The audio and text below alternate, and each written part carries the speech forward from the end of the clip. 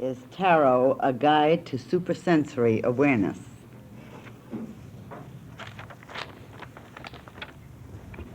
Now, I know some of you attended the class I gave about a year and a half, or perhaps it was even 2 years ago, on Tarot as it relates to supersensory development and evolution. Nevertheless, a class is a little different than a talk which deals with basic principles, and usually we find that deeper meanings result that we have more expanded awareness after whatever it is we have heard has had a chance to have its period of gestation. Then, suddenly, because of another talk on the same subject or a group of talks, we discover various items of knowledge, of perception, of understanding, of intuition, which we didn't have before. That's why it is said, in some ways, that there's no end to the matter. That is, when it comes to spiritual development. And although that may sound discouraging to those who've been conditioned in the Eastern school of occultism, where the focus in most of these Eastern schools has been on let's get the you-know-what out of here. This is all illusion, delusion, and snare, and let's just get to reality and get away from the planet, the world, the body, the delusion, the appearance, etc. Although I know there are some here, perhaps many, who've been conditioned in that school of thought. Certainly, I rather embraced it when I was young. I'm still very young, incidentally. I don't want you to think that I've said I'm not young. Let's say when I was young enough to be more or less adolescent, now I am just approaching young adulthood. That sounds a little better, doesn't it? At any rate, I can certainly sympathize with those who've been conditioned in the Eastern school of thought, or those schools of thought of the Eastern philosophies, which have stressed that particular idea. Because when the soul has been traveling on and on and on, even though it may not be consciously remembering or consciously aware, it does become quite weary after a while. It becomes quite aware of the insanity that apparently exists. It feels that, all it wants is to rest, to get away from this nonsense, this lunacy, this ridiculous appearance that makes no sense whatsoever, this cruelty. And let's not hide our heads in the sand like what has been said of the ostrich, though it isn't true at all. Humanity on a certain level is cruel. Certainly weariness comes to the soul that has been through incarnation after incarnation. Certainly it all seems to be a sort of mad nightmare dreamed at times. Nevertheless, remember, according to Western occult philosophy, this is not true. According to Western occult philosophy, we say that all problems have really been blessings. You'll say, oh, maybe she's got a hole in her head, especially if you're having a problem at the moment. It's much easier to look back upon yesterday's problems and call them blessings if we're true aspirants, and if we haven't decided to be bitter about them, incidentally, than it is about the problem that exists today. I realize this. And it's even easier to look towards tomorrow's problems as no doubt being blessings in learning and aspiration, provided they're not here yet. And we still figure we're going to evolve ourselves so beyond it that we don't have to have it. This, of course, is understandable. Nevertheless, Western occultism does have some very strong points of view. And if the points of view were not strong, really, there would be no vitality involved, as I'm sure you must realize. And Western occultism claims that although it is very natural at one evolutionary level, when one has achieved certain intuitive perceptions of the ridiculousness of certain occurrences, the insanity, the cruelty, the horrors related to certain immature and really, therefore, barbaric types of conduct. Although Western occultism does grant that these things occur and are pretty inevitable during a certain stage of evolution, that they are merely the type of experiences in the final analysis which the true higher soul of each of us will see, which bring us to the realization that except we had fallen, we'd never have learned how to walk. Except we had had poor mental motor coordination, we'd never have developed mental motor coordination as infants. Except we had concentrated on learning how to focus our attention, we'd never have developed self-consciousness. And therefore, all these pains and these evils, and they are evils, let's not run away from that, but they are the evils of the unevolved. And certainly, we recognize that where you have a mixture of the evolved and the unevolved living together, you have quite a difficult situation. And of course, this has been one of the most difficult of situations we have been facing in this particular era. We have had the influx of very highly evolved old souls mixing themselves and interpermeating themselves with the souls of the life wave which have come into being on this particular planet, along with souls that haven't made the grade in previous life waves. We have the Aquarian Age, remember, that has just started to dawn, and always this brings a great deal of the disruptive forces into expression. Not that they're really disruptive, but remember, until a thing bothers you, you don't go to work to solve it. That is, not if you like to be comfortable like I like to be comfortable. Only when it bothers you are you going to bother trying to solve it. Now you might say, oh no, that's not true. Why, I remember I was worried about this or that has to do with the world, and it wasn't bothering me. Of course it was bothering you, or you wouldn't have gone to work trying to solve that situation. Some people worry about the social situation in the world when they're children, because they have brought over some kind of memory and feeling and realization. And others wait until they get to whatever other stage they need, because their other things need to come up into being. Nevertheless, the point does remain. It still has to be stressed that in Western occultism, we are very, very particularly interested in, and indeed more than interested, but we are very emotionally involved in a very special kind of training which we are attempting to give those few, and incidentally they are few if you want to take the population of the world and work out percentages. I certainly won't. I'm a mathematical moron. And some people look at me wisely and say, I think you only say that to get out of work. And I look at them wisely in order to make sure they don't know which it is.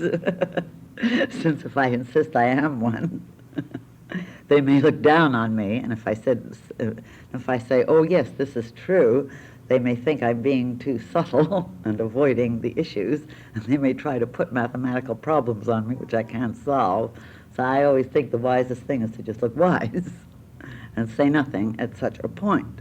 Nevertheless, we do have to, this is just by way of having a chuckle here and there. We all know that we do this in various ways, and it helps us to sort of relax together. The important thing that we must recognize is that the reality of a higher consciousness does exist, and that this reality of higher consciousness, if it exists, it would be, as far as Western occultism is concerned, a terrible loss, a tragic loss, and almost, in some ways, you might say, a psychological crime for aspirants to want to escape into these higher levels of awareness in order to get away from the pain and the injustice and the barbarisms that do exist on a planet where we have intermixtures of souls in such varying degrees of evolution at the present time. This isn't usually true, incidentally, of the evolutionary waves of consciousness on the whole, except during the period when that division stage is being reached. That is, those, as I've told you before, who have achieved the ability and capacity to know and feel and aspire toward the true brotherhood of man, and those who are utterly incapable of it. And there is a big difference between these two capacities. You may have those who have come up in the life wave on this planet who have the capacity, and you may have those who have been an influx of centers of consciousness of evolution in this universe, who have come for another chance and may not have the capacity at all and not make the grade at all on this next chance, or even the next or the next. It's part of the whole, you might say, growth process, which seems to involve a development in each particular center, which, remember, is like being a center of consciousness for the universal life, without taking away from the uniqueness of its individuality. As a matter of fact, it adds to it. But it is involved with this particular idea. And so you have certain centers that do and can and work towards this idea of the brotherhood of man, which is really the meaning of the Aquarian age, you know, basically. Although there are many details that can be involved, but that is the principle at any rate. And then you have all the other levels or the aspects. Now, bear in mind that even though we have this mixture here on our planet at this time, and certainly anyone who watches TV and listens to radio and reads the newspapers and goes to the library and takes out some books will see what an extraordinary bridge there is, what a deep chasm seems to exist between the learned, the truly emotional and unified being who loves life. By loving life, I don't mean the one who goes off and says sis, boom, bang, rah, rah, rah, wine, woman song. I don't know why they don't say wine, woman, man and song, because what's wrong with the other direction? I think there's a little bit of a lack of balance here, even on its negative side. But I'm not referring to the idea of that let's be merry, tomorrow ye die attitude at all, as you surely know. The true joyousness never goes in for that kind of nonsense. When it develops joy, the joy is because of supersensory awareness. And the supersensory awareness has to do with really the topic of this morning's talk, though you may have thought, well, where is the talk on the particular topic? The point is, we have mistaken notions as to what supersensory awareness happens to be. And one of the major notions in which we are mistaken happens to exist within the realm of the ideas related to the overall consciousness of unity with God and with the life of God, which means every living creature that is part of the divine.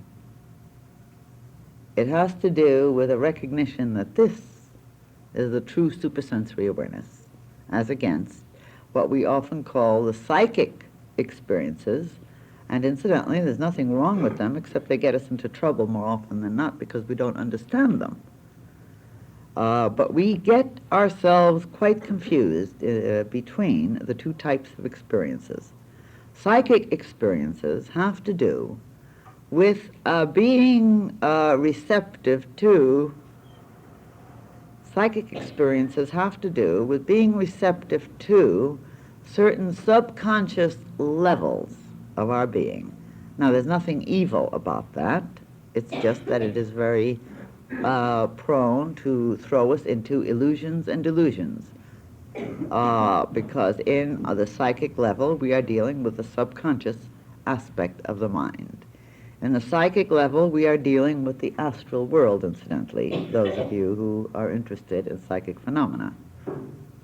The astral world, the psychic level, are really interchangeable terms in some ways. The psychic level we have when we dream, though most of us don't seem to realize it. We're really bringing in terminologies, pictures that have to do with the psychic level of our own particular individual being. That is why some schools of thought have been able to sort of bring out certain emotional problems from dreams that they wouldn't have been able to do otherwise. Not that it's necessarily so, though. What they don't realize is that sometimes we just become so receptive to somebody else, telepathically speaking, that we could just as easily dream someone close to us, their problems. And this may surprise you, but it's true. I've known it to happen more than once. We can dream their problems and think they're our own.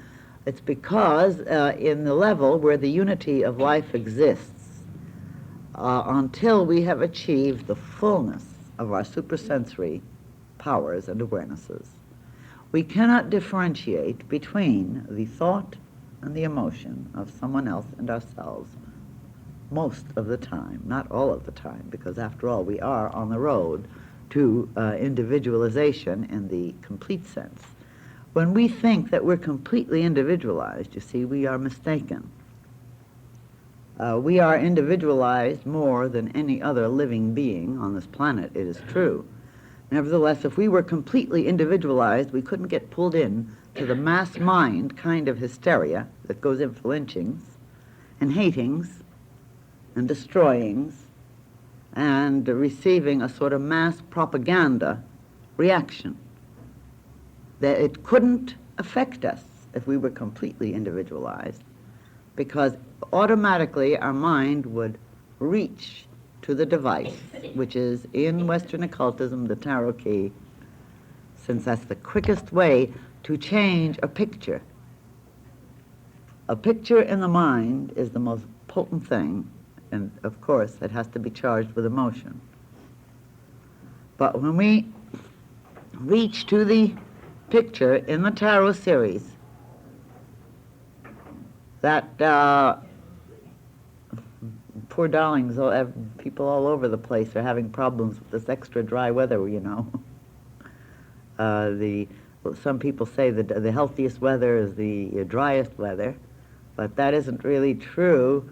For some people, the driest weather is relatively healthy, and some people need a great deal more humidity, and we have less humidity, more dryness right here now than we've had than any place in the world, and it's been quite irritating to the membranes, you know, the nasal, throat, and the rest of the breathing membranes, because after all, we are parts of nature, and being parts of nature doesn't mean we're separate from God.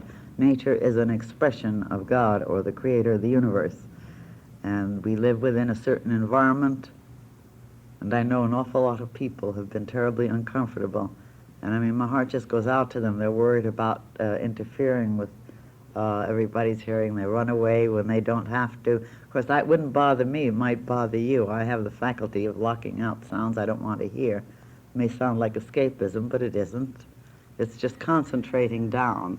And that's what has to do with supersensory awareness when you learn how to utilize the tarot properly. Because remember, the tarot, really, these various pictures, they involve a group of symbolic images. so that we can have a device in order to take the consciousness which is being pulled towards the mass mind kind of consciousness, which I was just talking about. The mass mind kind of consciousness is always lower than your individual consciousness, and don't ever think otherwise.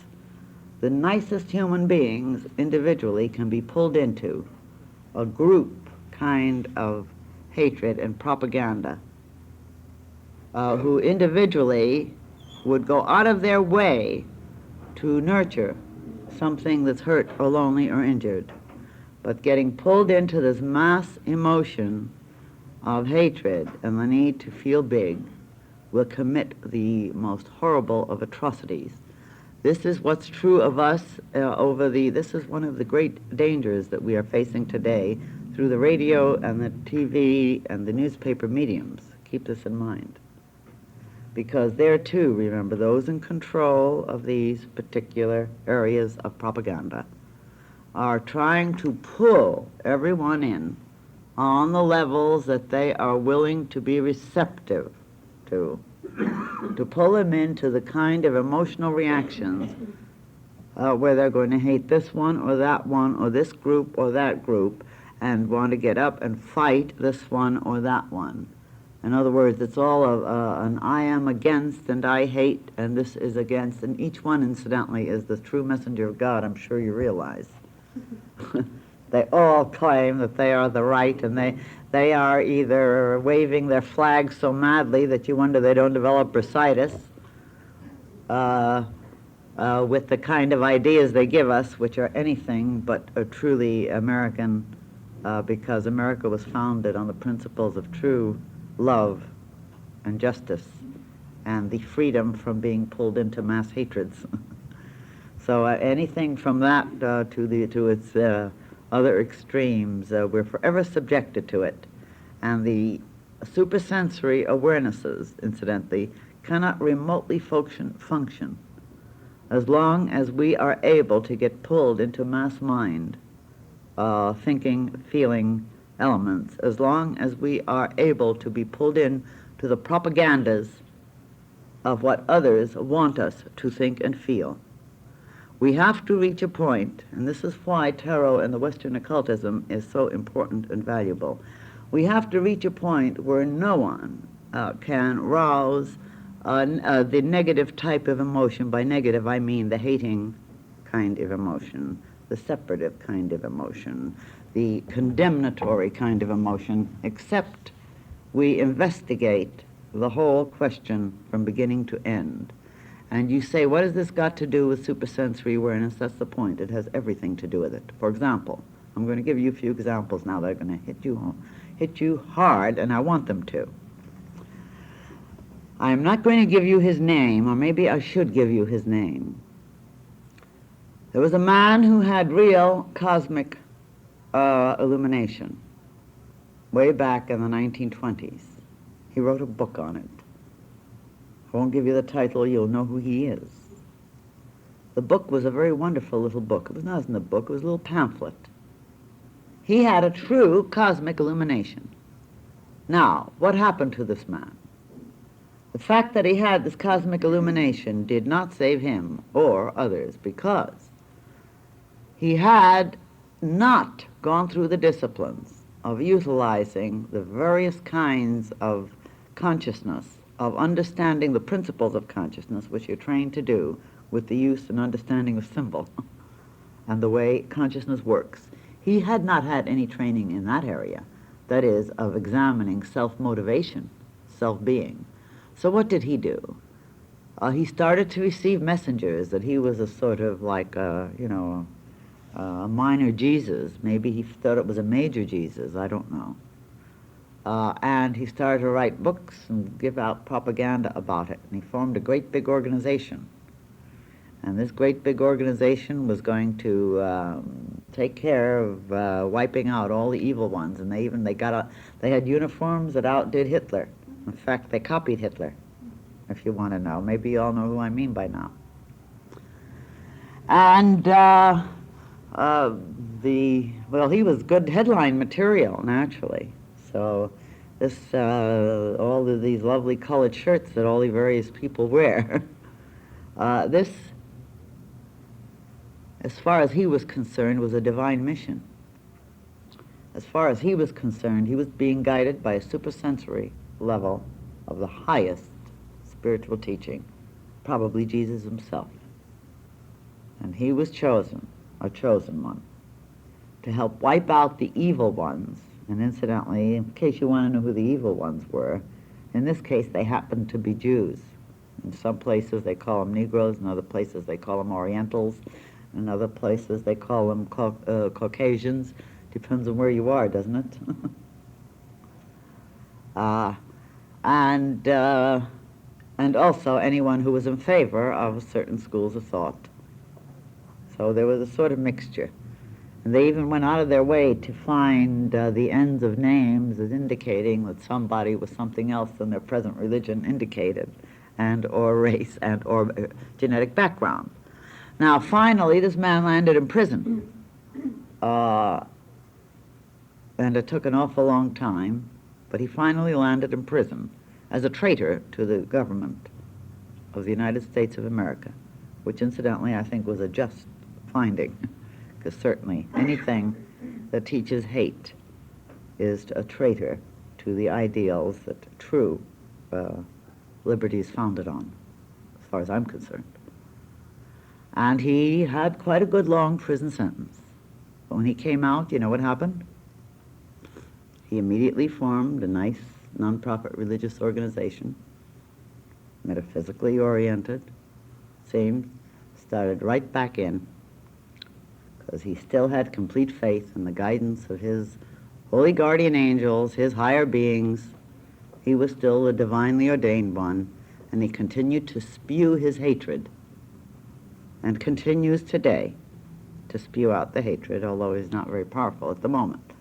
Now, he got all this through supersensory perception from his point of view. But what I say to you is that he, although he had a true cosmic consciousness experience, and he did, he had not achieved the ability to discriminate between what is cosmic and what is psychic, what caters to the personality lower ego requirements, and what reaches for the higher being. He had not discriminated, nor had he achieved the transmutation, so that his need to be a vital, important Messiah, you know, in the mental institutions they call them Messiah complexes. Did you know that most paranoids, certainly an extraordinary percentage of them, have Messiah complexes? They feel like Christ.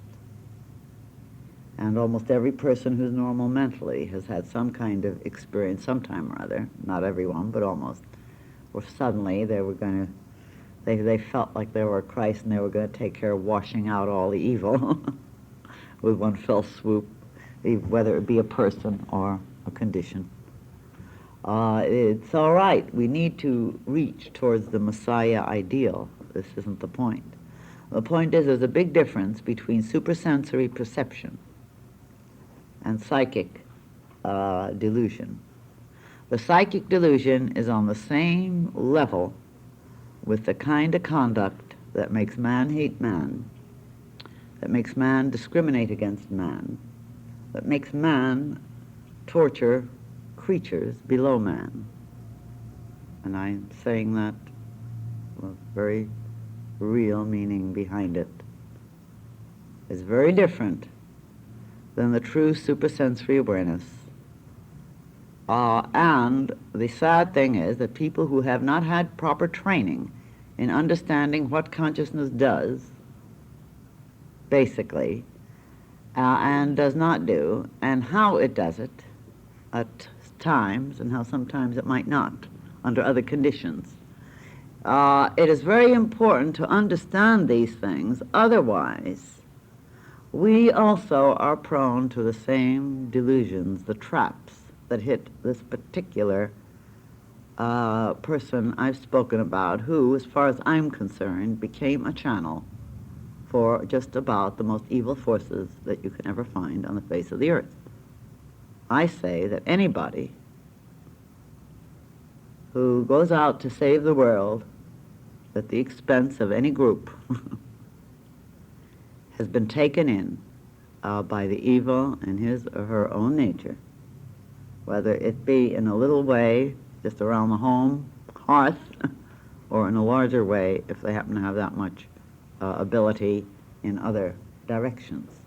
Therefore, the importance of understanding supersensory perception, the true guide towards what is or is not a true spiritual awareness, really lies in understanding the principles of consciousness and being willing to understand them. That is, being willing to go through the grades that give you the understanding. I have heard many an apparent or so-called spiritual aspirants say, well, I figure that someday it'll just suddenly open, boom, and then I'll know it all. As a matter of fact, there's one very important school of Eastern occultism, very well known, that seems to appeal to the very good minds. Why, I don't know. If they come and listen to a couple of my talks on that subject, I think they change their mind. They really have good minds. But then, you see, I sound like a sort of messiah myself, don't I? I'm not, though. Believe me, I'm not. But these people are trained to think that they're going to receive this illumination, boom, Prestidigitation, Now, Dr. Case, who was a tremendous prestidigitator, he could bring marvelous results, just suddenly like that, using the hand is quicker than the eye technique, because he loved, this was his hobby, prestidigitation, magic. And he was a marvelous entertainer, and he delighted many of us often, though Mrs. Case and I didn't get so delighted when he'd walk up to her when her hands were in the basin of wash suds and say, here, take a card. I mean, we took a dim view of his genius at that moment, at those moments, it's true. Nevertheless, there are people who, having studied that particular school of thought and become imbued with its ideas, seem to think that that's what it's going to be. They're just going to start trying to find out, take all these various little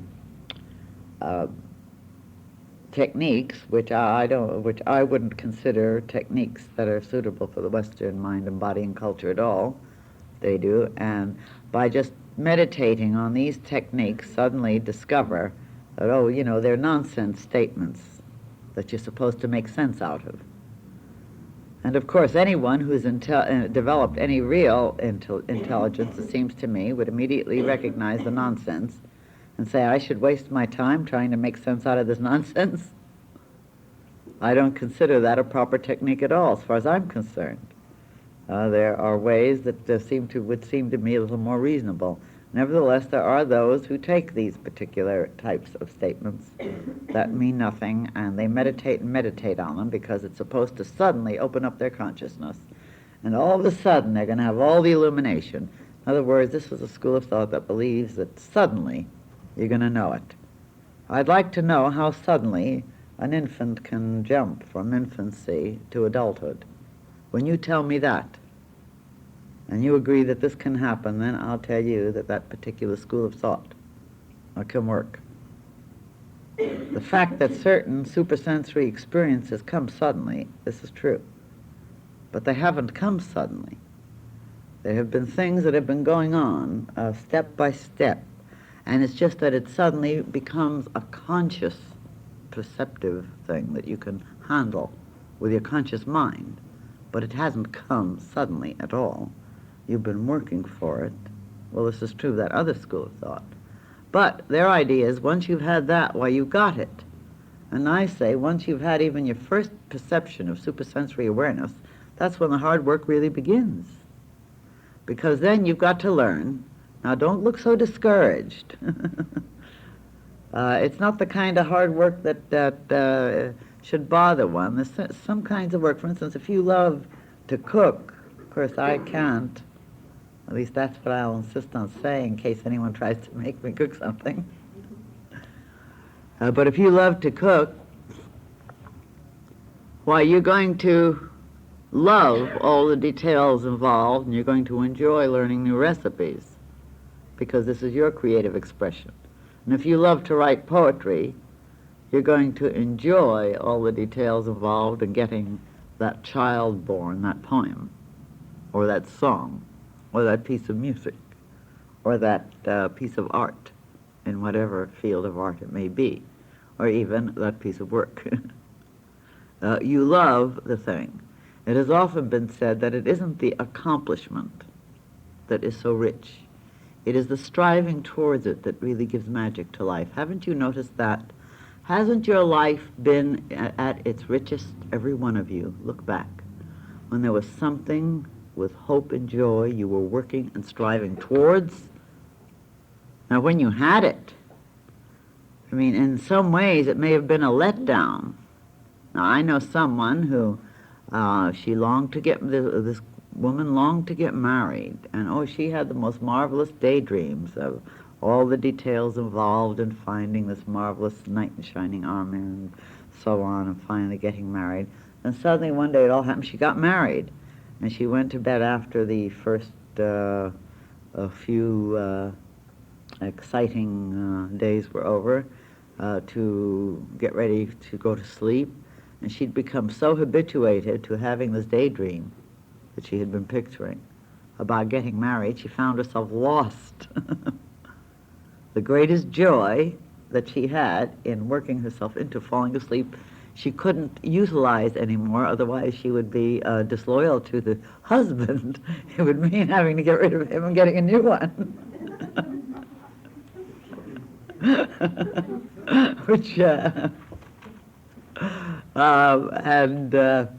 though that may not seem like a very excellent example, it is meant to show you, basically, how attached we become to the methods, how much more joy we experience in the striving, rather than in the so-called having. And indeed, in Western occultism, we give you the joy through infinity. That's one reason you should stick with it. Because we say to you honestly that no matter what you achieve, and you will achieve heights beyond your wildest dreams at this moment, from the moment you achieve that and have the joy of its achievement, you'll discover you have new heights to scale. In other words, the life power is eternal and goes on a continuous spiraling circle of cycles, or it doesn't. Even the astronomical universe shows this. So that in Western occultism, we cannot, with any honesty at all, promise you complete surcease from all problems, a knowledge of what everything is all about, a peace that cannot be broken, a contentment that is a foreverness. I think you'd be a cow. That is, a cow is well treated. You'd have to put in that. And certainly you'd become an utter bore to people around you in case you don't know it. And I think people who have problems always look much more interesting and vital. You know, their life is driving them towards something. And those who look at you with bland cow eyes and say, I used to be called cow eyes. I didn't like it when I was a child. I wasn't a cow, I say. At any rate, those who look at you with bland, sort of cow-like eyes and say, oh, I think life is wonderful and there's nothing but peace and joy and contentment and lovingness, and they sort of seem to float around on this Pollyanna kind of streak. Haven't you noticed when you've met this type that they've kind of a little bit annoyed or irritated you? Of course, you know, you wouldn't be sitting here if you were that type. You'd have nothing to learn. You understand this? If you've got everything, what is there to learn? And if you've achieved your contentment and your fulfillment, what is there to reach for? You're a sort of unburied corpse in many ways. Now, supersensory awareness, the completion of whatever cycle we are in, according to all of the deeper mystery training systems, tells us is not like that at all. Yes, we have periods where we reach peaks. Now look at the tarot key number, the Fool, number O there. You notice he's on top, and yet he's looking towards the next peak. This is the point. That grand adventure. Now, the Lord of the Universe, or the creative spirit, very apparently is tremendously creative. Maybe not as creative as we are, but at least I've heard some people think so when they figure that the life power has something that finishes, or it reaches an end. That seems a little ridiculous when we think that consciousness is an ever-growing and expanding miracle of adventure. And that tarot key, oh, the Fool, remember, superconsciousness. That's the higher supersensory awareness you can have. And every one of you have got it. This is the point I want to bring out to you. You've all got it. Since none of you would be here, as I pointed out, if you already figured you had it. That is everything that you need. You have that sense of adventure, no matter how miserable you are. Some of you are, I know. No matter how frustrated, some of you are very frustrated indeed. Some of you weep, I know. And all of us weep with you in a hidden manner, whether we know it consciously or not. Nevertheless, there's a drive towards something, even if it's a drive towards getting away from this pain and finding surcease and yearning for whatever next joy there may be, or whatever next fulfillment, or whatever next perception, which is usually the most tremendously exciting experience that there is.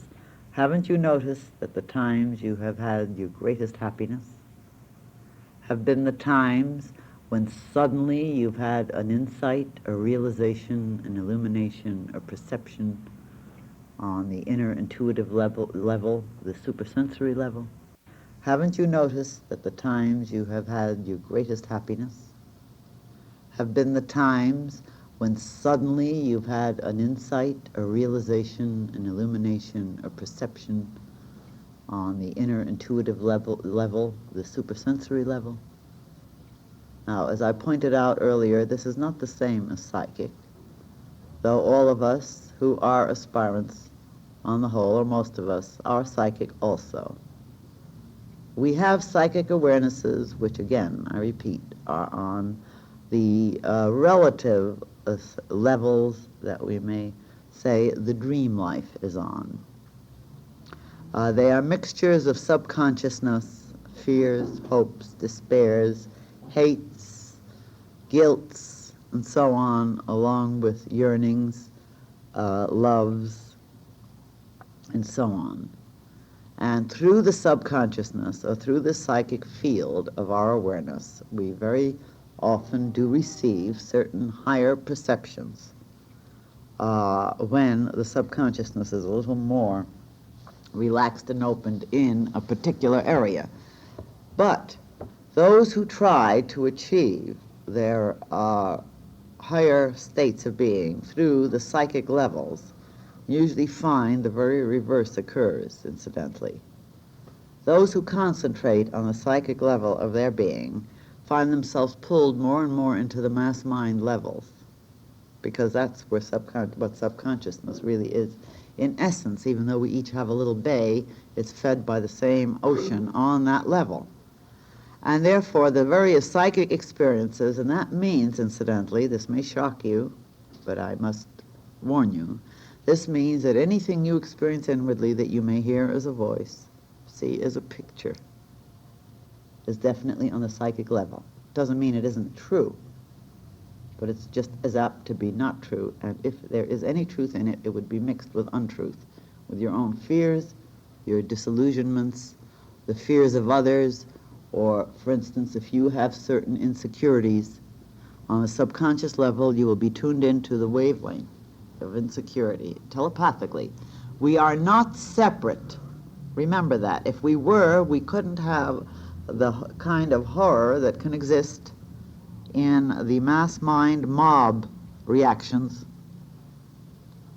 just as well as we couldn't have the inspiration that can exist if there's one or a few that can help project an inspirational, super conscious level of thinking and feeling. We are never isolated from the thinking and feeling of anyone else.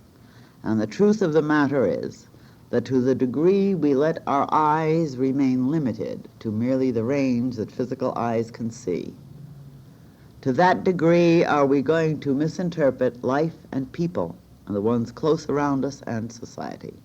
To the degree we permit ourselves to be limited to merely hearing in the range within our hearing ranges of our ears, to that degree are we going to be susceptible to the propaganda of the spoken and written words, which are all in the same field, remember, because when they're written, they're still spoken. It just combines the word idea with the visual imprint.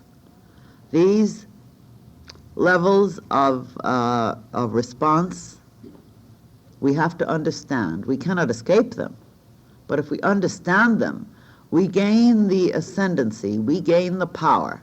And tarot is the thing that helps to train us into this power, just like exercises on a keyboard. It makes your hands, do you know, every musician who plays a piano has different hands than those who don't. Were they born with them different? No. But by doing their practices, they develop muscles in areas that other people haven't got it. You know, this is also true of those who type all the time. They have muscles in their hands that other people don't have who don't type, although they're not exactly the same. So that exercise, whether it be on physical levels or mental levels, and you can't differentiate them that much when you're in a body, your body has to be the instrument that takes in the vibratory message or level. You have to realize that only as you learn to keep your consciousness individualized to the point where you will reach for the image that you want rather than the image that others are giving you, only to that degree are you individualized and receptive to superconscious and the higher supersensory awarenesses. Otherwise, you're being washed around like flotsam and jetsam, the scum on the ocean, instead of being the clear stream. This is what makes the difference, and every one of you are capable of purifying that stream, which is your own area of subconsciousness, so that your supersensory experiences will become such that on the telepathic levels, you will stop being receptive to the vibration that is not in accordance with you, or if you become aware of it, you won't respond to it emotionally. That's the main thing. Remember, just like in a radio, you can take and tune that radio to the various stations. Some of you like jazz, you turn it to jazz. Some of you like classical music, you turn it to classical music. Some of you like the in-between, you turn it to the in-between type, you know, the semi-classical type of music. Some of you like to hear the evangelists haranguing you, you turn it to that, and so on. Whatever it happens to be, what you like, you tune to. In the same way, what your basic emotions are vibrating in harmony with, this is what you will be attuned to. And the tarot is what helps you to change the vibratory levels of each station inside of you. And according to Kabbalah, remember, the 22 stations are the 22 major tarot keys. The rest have a different area.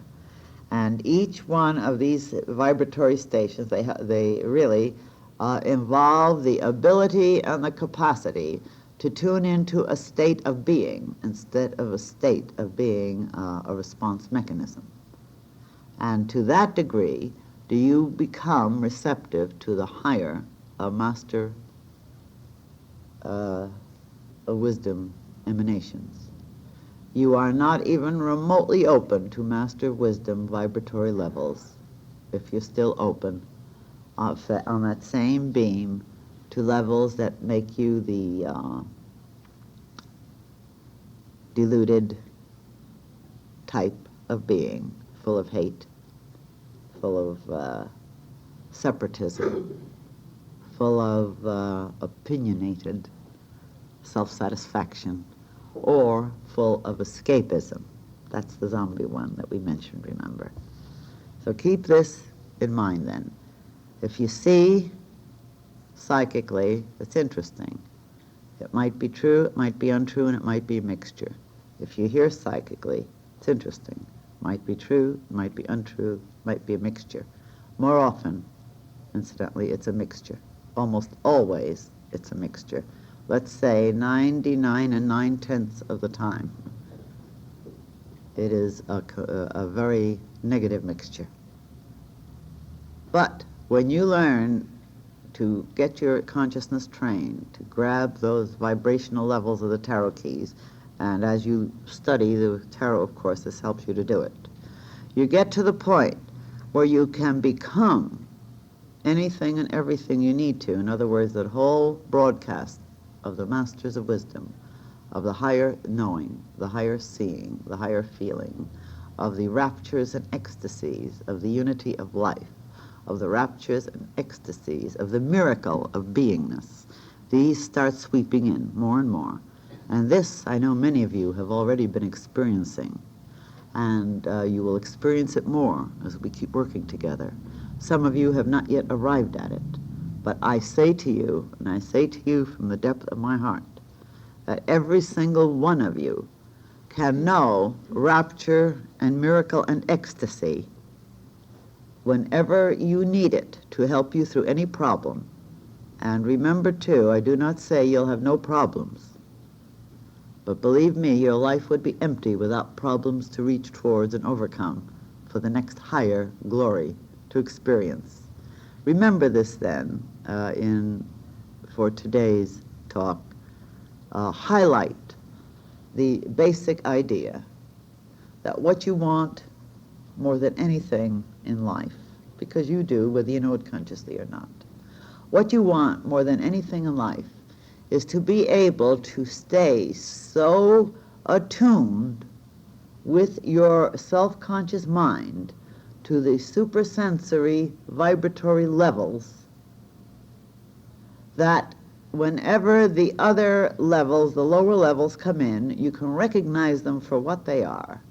You can throw your love into them, transmute them, and send them back out into the world, and be doing your share for the evolution of humanity through your own supersensory powers, aside from whatever you do in other ways, which you would do also. And this makes your living far more meaningful, doesn't it? Go out and make it more meaningful, please.